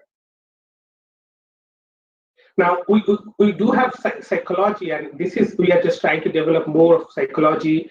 The government has also tried to do different kind of things. I'll not go into the details in there, but there are talks about the services being trauma informed, so understanding what trauma is and how to deal with people who have got trauma. And then there are also services which will be actually able to provide treatment for trauma. The plan was to start with low-level psychology interventions, and all of our team members was trained in something called decider skills, which can be done by any of the workers. We also were running trauma-focused therapies, safety and stimulation, which is sessions which the patients will do with their key workers. We also ran a course which is Survive and Thrive. This is a 10-week course where people go and learn about how to learn the coping skills for managing trauma. The occupational therapists, they also do psychological interventions, and we also do that in Ward 5 in the inpatient one. Of course, the clinical psychologist will see the people who have got most difficulties. So there is a gap, and I was trying to do some sessions with my psychiatrist in my clinic. Now, my training is in psychiatry, not in psychology, but I was doing the low-level psychological interventions and the trauma-focused safety and stabilization, and was planning to do some courses in psychology so that I'm able to do more for my patients, because I have tried with medications, and the medications do work up to some extent. But if people have long-standing difficulties, giving them some tablets or some liquid, methadone is a liquid, that's not going to solve their underlying issues. The one of the difficulties was that these courses were in down south in England. It's a long course, over 2 years. You have to go there and stay there, and it's also difficult to leave your work and go for these kind of courses. And also there is the difficulty in having the funding. So that we are in January 2020. Remember, the drug task force started in July 19. And then they had this emergency response. They came out some of the ideas which we should do, and it's still going on. And but this is just a preliminary part of it. There are a lot of discussions about how to prevent people from dying, basically. One of the ideas which has been talked about for long is that the access to treatment. So what used to happen is that people who needed prescription, they would see the key workers once or twice, and then they will see a prescriber. This took about 3 weeks, but there were talks that this is too long, and there were talks about trying to do same day or same week prescription. We were thinking whether we could go into that. One of the difficulties is that means that the time has to come from somewhere. So in my clinic space, what we were trying to decide whether the sessions I was using for psychology should go into this, and which one is more important. This is always difficult. You have to balance the resources. There is the resources are not infinite. So basically, if one thing is there, then something has to go. And we are thinking whether to think about the long-term difficulties, the psychology, or whether psychology can be done by anybody else. And then we focus mostly on, which is my core job, is to provide prescriptions. We also have, other than methadone, we also have the buprenorphine. Now, Ayrshire had a lot of problems with buprenorphine before, so we are very cautious, and we only had the detox option. We didn't have the maintenance option. But recently there has been a new form of buprenorphine which has come, which is called Espinor, and it's a rapid delivery system, and also the pharmacies are able to supervise it. In the past, they were not able to supervise the buprenorphine, and giving unsupervised medication, especially when you are starting somebody, it's not preferable. So because of the Espinor, we were thinking of moving to long maintenance buprenorphine. That would mean that we have to change how things work, how the nurses work. So we also try to train the key workers who are not nurses, so that they are able to initiate people on maintenance buprenorphine. There are a lot of guidelines regarding this, so we have to follow that, and we can't just change because we feel that this is how the way should be, especially because these are controlled medications. And the other problem we have is that the attendance rate at our clinics are not really great. People do not attend for various reasons. It could be the problem with money. It could be that they have got other appointments to attend to, or it's just they don't care. And we are trying to find different kind of solutions how to improve the did not attend rate. We also had a plan to have a team which will help people who need intensive support, who are not really engaging, people who are begging on the street, or we have tried to get them engaged, but it's very difficult. So it's a small team. It has one nurse from our team. There is also OT, and there are peer workers from our partner agencies. So this is the things. This is February where we are all planning these things. Now, this is the biopsychosocial approach.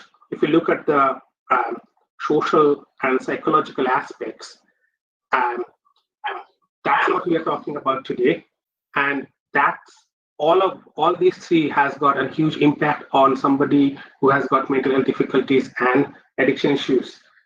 Now, this is what happened in March. So we had all this kind of planning. We're already going through a crisis. We are trying to engage more people. We're trying to be more proactive. We're making teams so that they can go to people's houses everywhere. We already did that, but we are doing it more. And now, all of a sudden, we have to stop everything. Now, when the lockdown happened in Scotland, it was quite strict. And to be honest, people followed it really, really well. People were only out for shopping, just basic necessities, but nothing else. So effectively, what happened is that everything shut down. We had to think of how we are going to do things, and we're in a situation that we were thinking how we are going to manage it, because the way we work, it's almost seemed impossible that if something like this happens, we won't be able to manage. The lockdown was so strict that we were actually given letters from our health board and other things, and had to carry IDs and things, because if you're out and without any reason, you'd be stopped by the police and asked why you're out. Now, there are a lot of support from general public about the NHS. To be honest, most people, the the people who are NHS who are directly dealing with these patients, they did amazingly well. The rest of the people who are supporting and seeing patients not directly, but they did different kind of things. But NHS worked really well and put things together. So we were able to move things quite fast. There were, of course, questions about whether we'll be able to manage. There is this recommendations came, which is in April, but before that we had already had to make plans. We had to basically change our thinking pattern how we are going to do this, because the idea of giving medications which can lead to accidental overdose, which can lead to death, is very difficult. We are used to see patients, and also it may sound very sad, but for most patients, we actually play a role of their family members or parents. They don't have anybody else. So we thought our patients will struggle a lot, and they wouldn't have any support. They're already quite socially isolated. So more lockdown, but the lockdown, more restrictions is going to make things a lot difficult. We were expecting lots and lots of drug deaths. We are just embracing ourselves to, we already had the crisis, and this COVID was going to make things much, much worse. The anxiety was really high. The first thing we had to think about is changing dispensing. So the pharmacy, they are not able to supervise, and that means that we have to give methadone away to patients. Now, some patients who are stable, they would get their methadone away. But most people who are still using drugs, who are being titrated, they would be supervised, so that we know that they're taking the methadone.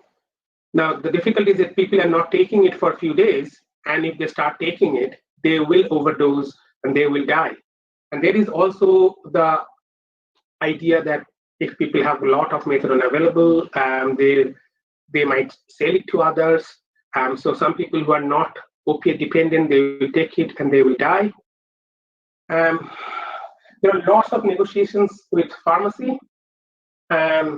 We had about we had more than 100 people who are supervised. So it was in our area, it was about 200, and then we only had 10 people supervised. So we have about 600 people who we see regularly, and only 10 we could supervise. We actually managed to get 11. The most difficult things, and I think we spent so much time thinking about each and everyone and just trying to guess, if I give this person what they will do, whether they. So we are thinking about, basically we are playing God and trying to see who can have this, and like have done a lot of risk assessments and everything, and trying to safety and kind of bringing all our expertise together to make assessment. This is not something we have done before, so it was extremely difficult. It was really distressful at that time. There were some spaces which we had to leave because anybody who is being started on methadone, which need to be supervised, people who are coming out of prison need to be supervised.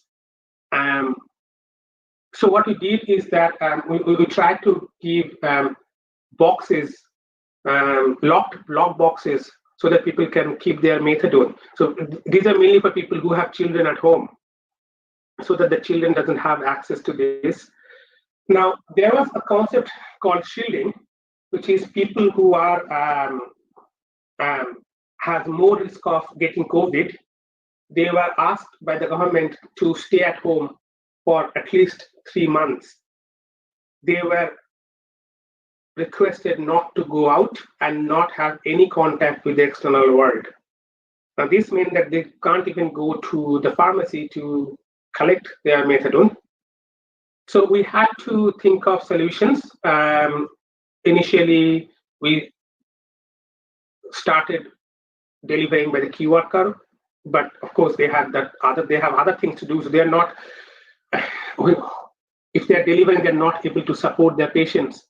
So ultimately, we were able to find another organization which did it for us, and they did an amazing job.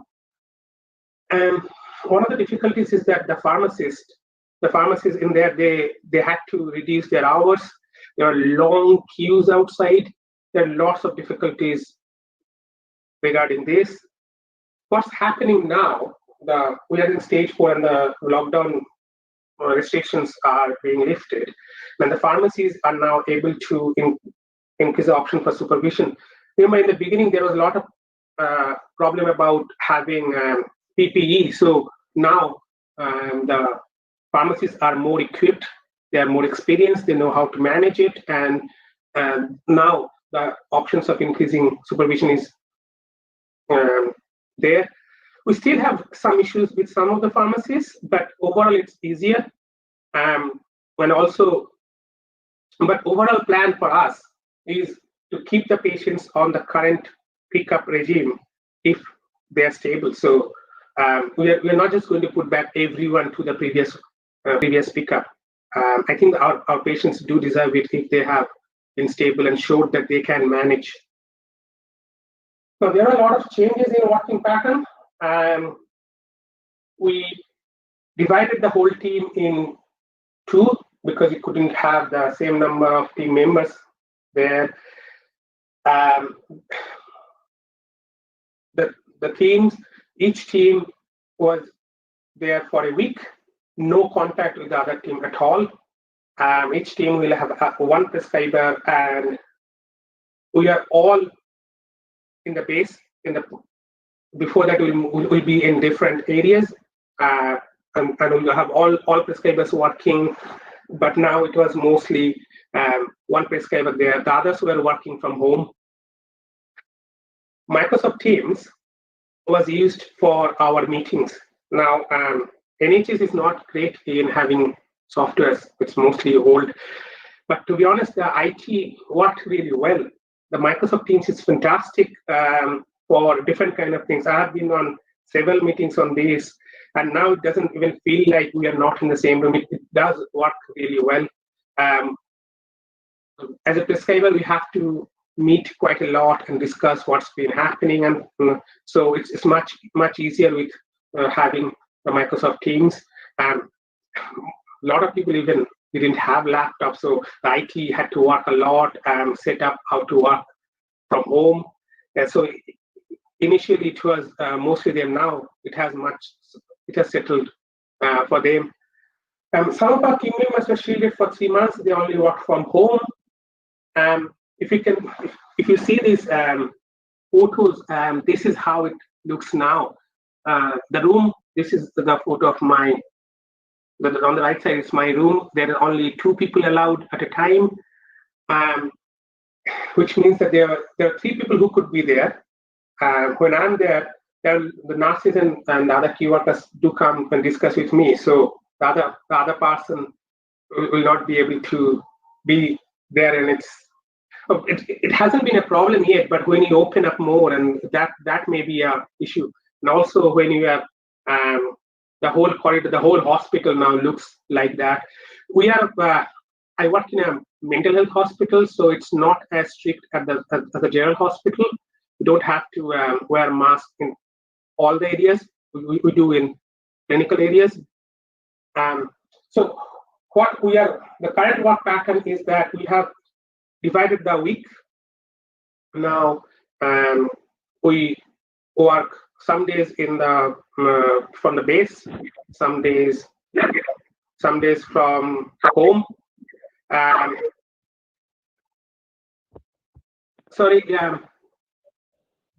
Was it something?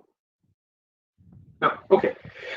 So we are still not doing any sort of face-to-face meetings with other colleagues. Of course, the people who are in the base, we meet them face-to-face, but not the whole team or with other teams. Now, because the lockdown restriction has lifted, mostly we have a lot of shielded patients who are shielded staff who are coming back, so it's getting prepared for that. Now, the next thing we had to focus on was the people who are getting released from prison. Now, in prison, they were trying to reduce the risk, so they were releasing lots and lots of our patients. In one day, they actually released 18. So every person who is getting released from prison, they needs to get seen by us because the risk of overdose is significantly high. It's mainly because when they're in prison, they're not using, the tolerance gets down. So if they take drugs all of a sudden, then there is high risk of overdose. Some patients will be on prescriptions, methadone and buprenorphine, and we'll see them either same day or the following day. And we were trying to change our prison release process anyway. Initially, what was used to happen that they will come for a safe talk, a review. They will be seen by a person who is on call that day, and then on a later date, they will be seen by the prescriber and the key workers. Now, there were a lot of problems with this because people are not attending the next appointment. So we had to reduce their medication for safety reasons. So what we decided is that the prescribers will see them at the same time when they come, and that has worked really, really well. We are, of course, using PPE, masks, and we're doing a lot of cleaning before and after the patients. That also, of course, reduces the actual time we can spend with them. Now,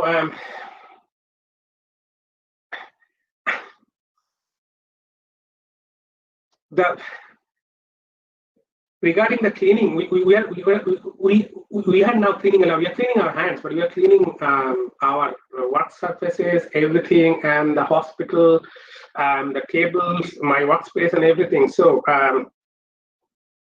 যদি মার সঙ্গে কথা বলি, মা বলবে এত কষ্ট করে তোকে পড়ালাম, খালি বসে বসে এখন ক্লিনিং বেশি করিস, পেশেন্ট কম দেখিস। Anyways, so for the new patients, people who were not already on methadone, what we did is that we thought about focusing more on the buprenorphine. Remember, we were trying to think of how to use buprenorphine, but now we had to make a decision, and we focused mainly on buprenorphine because it's a tablet form. It's much safer in overdose. We can also titrate it faster, so we can go to an effective dose really, really fast. The preparatory sessions, which were done before that, people will have to go to a clinic and see the QR code. They are now being done by telephone. And on the day when they will start, they will come to the hospital and they will be seen by the prescriber and the key worker. We also have to do drug screen to make sure that they are opiate dependent. What actually happens is that they come out in the hospital gate, the clinic door will be closed, and they will phone us. We go there, that the admin staff open the door, then we go from the other side of the room. The key worker goes, does the drug screen. There are 2 key workers needed for drug screen with full PPE. Then the door is open from the other side. They come in, and then we see the patients. And we had to, normally when you do a new patient assessment, that lasts 1 hour because I need to understand the person so that I can make plans, why they use drugs, what kind of things happened before, what kind of drugs they are taking now, have they tried to come off before, what did work, what didn't work, what is the mental health problems, what we can do in future. So that we used to do to take an hour, but now it has, we have to reduce it a lot. So basically we have, we do a lot of things over the phone. There are still problems of getting places in pharmacy. So we had to prepare for giving unsupervised and reduced pickup buprenorphine. This is something special we had to do. Normally we wouldn't do that for new patients, but we had to just trust people, and giving something is much better than actually not giving anything at all. So it was a lot important to do a really, really good assessment then, because we had to do a lot of risk assessment and seeing that whether this person can manage at home without going to the pharmacy every day. The pharmacists we have, they're really well trained. They can provide a lot of support. They can do a lot of different things. So not having that kind of support is quite difficult, especially when you are being put on a new medication. And the opiate withdrawal scales, the counts, they are done by telephone. What actually has resulted in that, it resulted in rapid access of prescription. So these things we were trying to do before, and it was taking time and we were planning, but because of the COVID, it's changed. In what happens now when I go in the hospital in the Monday and Tuesday, the mornings I spend phoning to the phone clinic, and of course meeting my other team members and discuss patients. The afternoon is dedicated for any new patient and prison releases. And what's happening is that if they're asking for appointment, they are getting same week, sometimes even next day. So that's a huge improvement from what we were doing before. Now, on the left, this is kind of things. This is another clinic which is I used to go and see patients like that. And in the bottom, there is me with the face masks.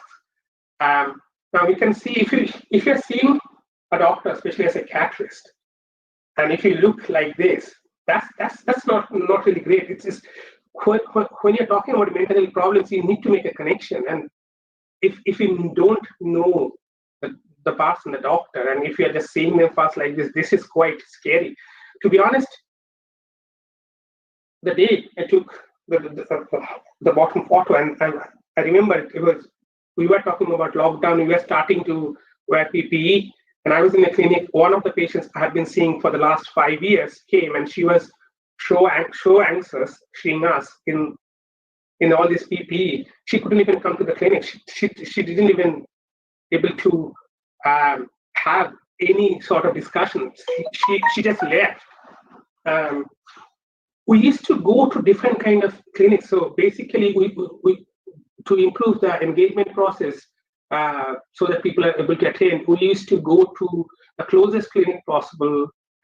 Sometimes patients' home. We used to go to homeless hostels. You have to go to the people who are seeing in the for the treatment order. Now everything closed. We only had our own hospital where we could manage the clinic. So we have to move majority to telephone. Some patients who really needed to be seen urgently, where we were trying to just put them in the afternoon clinic. But that's really few, 1 or 2 a week. Just to give you an idea, I was seeing about 20 to 25 patients face-to-face every week, and now I see my existing patients about 1 or 2. Rest all is over the phone. We do run a separate drug screen clinic, so people who there are concerns about drug use, or people who want to wear unsupervised doses, who came out of prison, or new patients there, when they change their pickup, we need to do drug screen. So and also people who have got social work involved for their children, the drug screen clinic is done. Now,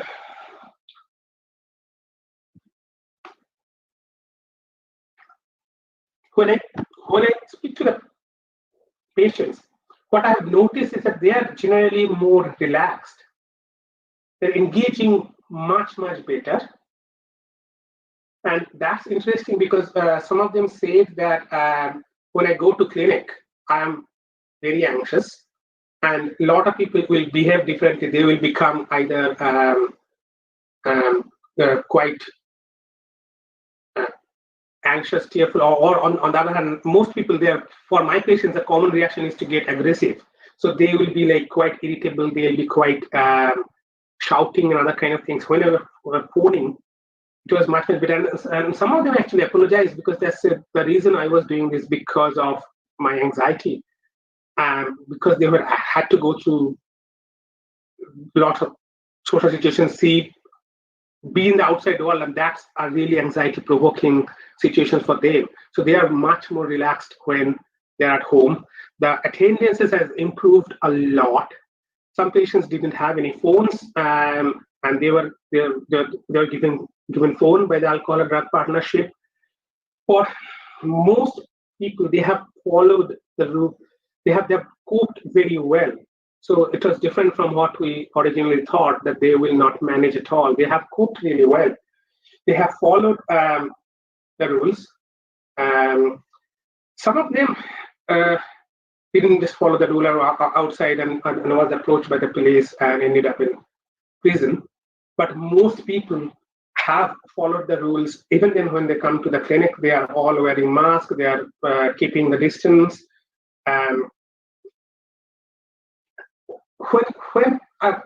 This is a question I generally ask, like how they managed with the lockdown and what kind of effect they had.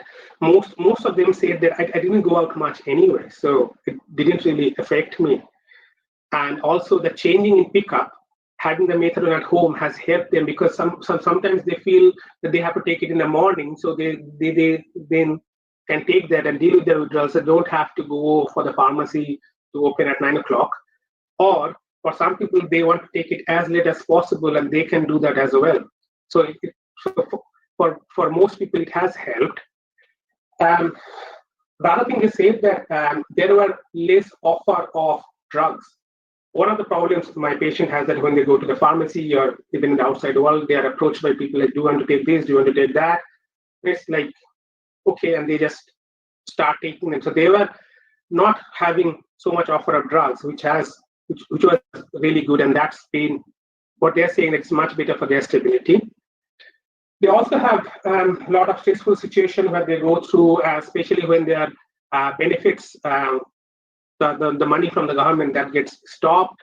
So and then that makes them anxious. That then makes them start taking drugs. Now all the benefit reviews have stopped, and the system we have is not really great for our patients, because it's like, if you don't attend my appointments, your benefit will get stopped, and that's one of the difficulties our patients face, because they always have problems with appointments anyway. So because that reviews and those things stop, that has helped a lot. A lot of people have managed to stay out of prison. Prison were not taking anybody in anyway, and the sentencing kind of pattern changed. The sentencing were mostly for having drugs with them, which is for personal use, but it's difficult for the police to know whether it's for personal use or to supply. So a lot of people will end up in prison, and that hasn't happened much. Some people struggled with suicidality, at least initially. And what they're saying is mostly because they were not able to see their family.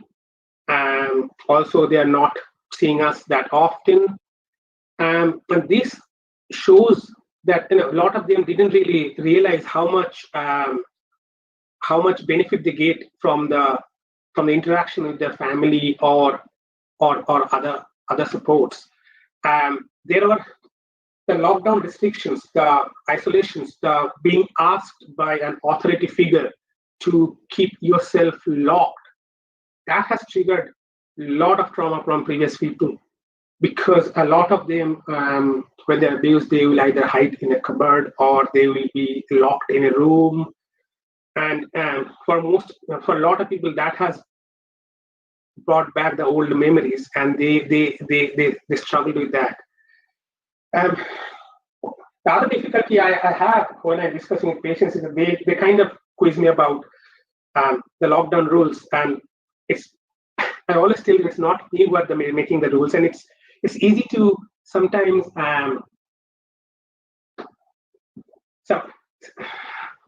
sometimes I'm talk about that this should have been done or that should have been done. But again, when decisions are making done at a government level, it's a kind of like they have to consider a lot of things. But so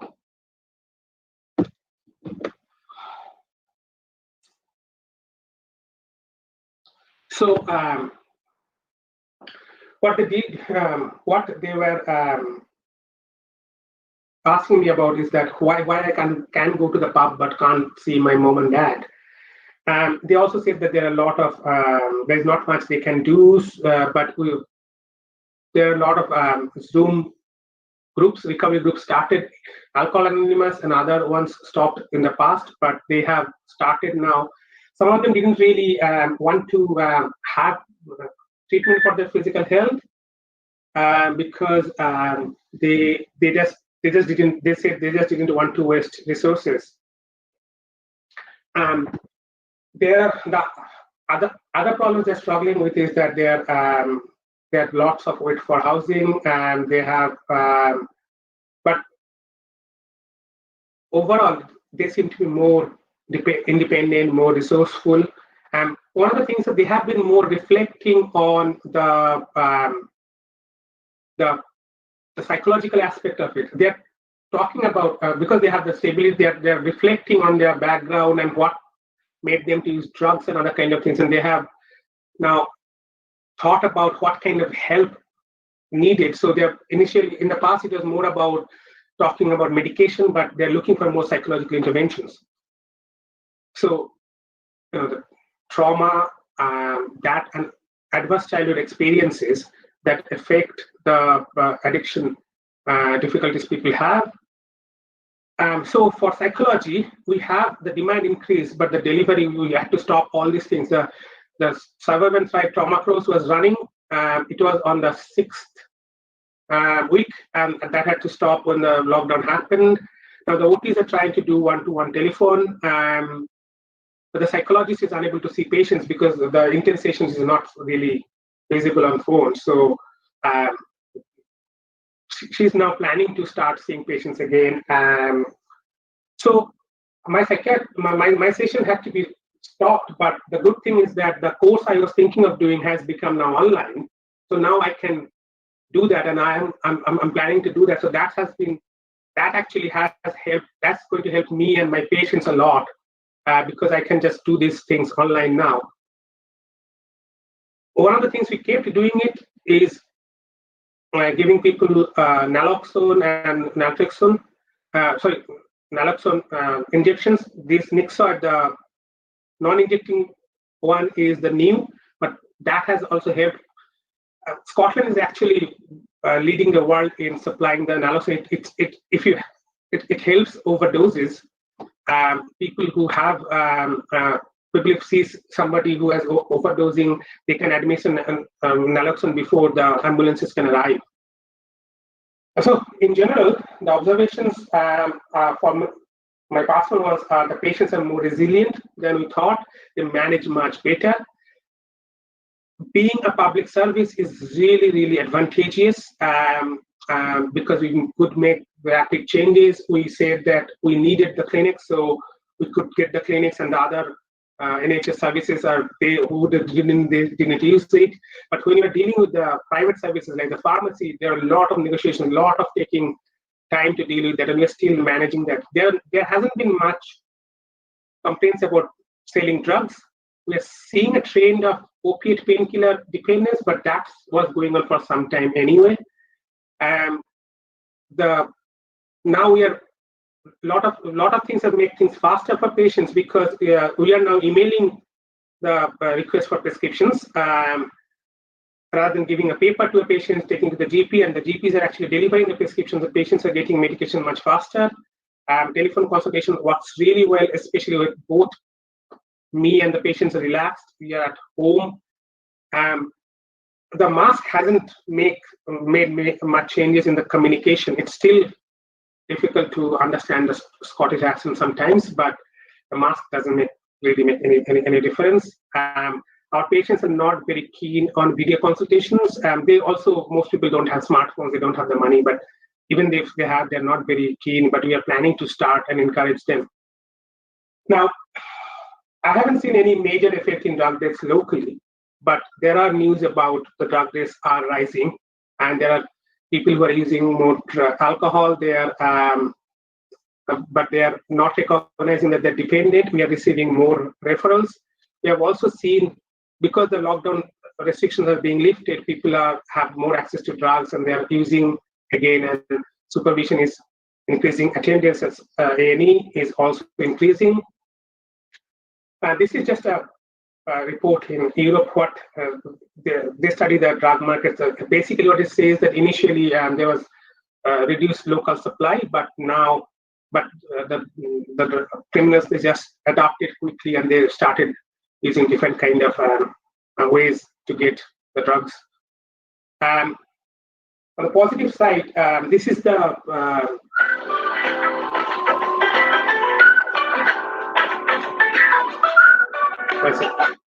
hello. So this is this is an organization which has got long-term. We have people stay there for 3 years, and they have done really, really well considering all this stress. So for my future plans, I hope that the telephone consultation will go for long. So I have actually bought this phone, which I wanted to buy for a long time. And we are hoping to continue work from home, and so a lot of things will stay. And basically, when I consider myself, what I do is I try to give people hope. And what I have now is I have got a lot of hope from my patients. So hopefully we'll be able to move forward. We'll probably have to make some changes, but we are preparing for the second wave. But overall, for the COVID, there has been a lot of changes, but some of them has actually been really positive.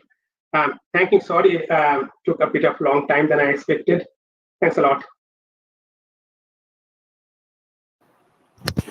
Thank you, Dr. Barik. That was very informative and educational. We have a few questions from our viewers.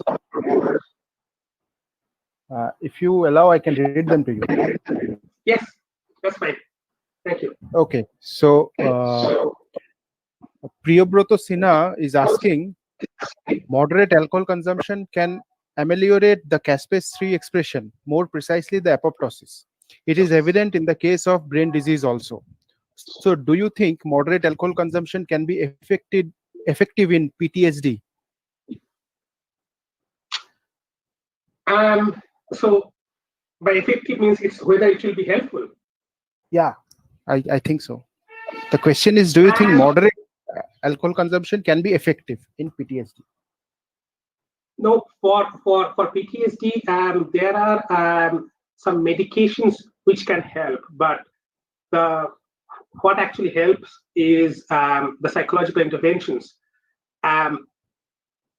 Alcohol and benzodiazepine, which works on the GABA receptors, they do help with certain things. For example, the symptoms of PTSD, like the anxieties, they can help people with sleep, but long term they cause more harm. Okay, so another question is from Dr. Shormishta Chando. She's asking, buprenorphine has enough side effects like excessive vomiting, head, dizziness, and so on. How can people are getting into it regularly? Sorry, I didn't get that. Sorry. So she's asking, she's asking, buprenorphine has enough side effects. Buprenorphine has enough side effects like excessive vomiting, reeling of head, dizziness, and so on. Then how can people are going into it regularly? Right. So buprenorphine, the ones we use, yes, all medications have side effects, but people who are on opiate dependent, when they take buprenorphine, they do not get that kind of side effects because their brains are used to have opiates, and buprenorphine is just replacing the opiates they are taking. So I guess if that way they don't get that much side effect. That's the reason why the nurses used to go and watch them taking the tablets, so that if they have some side effects, they can manage it. And that's one of the decisions we had to take, whether we could do it over the phone or not, seeing the patients. We do discuss all these side effects with the patients, and for most people, for now, we haven't had any such complaints. Most people manage really well. Okay, so the next question is from Darshana Chatterjee, Forensic Science, BHU. She's asking, COVID-19 has resulted in huge uncertainties among students, especially those who are on the verge of completion of one stage of education and enter into another. Yeah. Psychological impact is huge. How to deal with that? So there has been a lot of thought about it, and a lot of thought about coping with the mental health difficulties. And to be honest, probably we haven't seen the long-term effect of it yet. We are just seeing the tip of it. There are some helpful guidelines, helpful resources available online.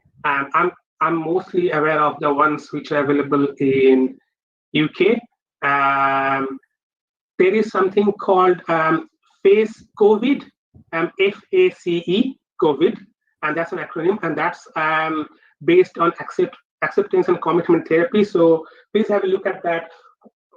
For any sort of mental health difficulties, any sort of difficulties you're having, the biggest thing is that having support, having peer support, discussing with others who are going through that. And if you have any specific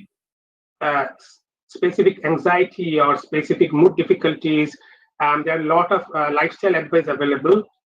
And if it goes to that extreme that it's affecting their functioning, then of course it needing to see a doctor and thinking whether an antidepressant would be necessary. So we'll take our last question.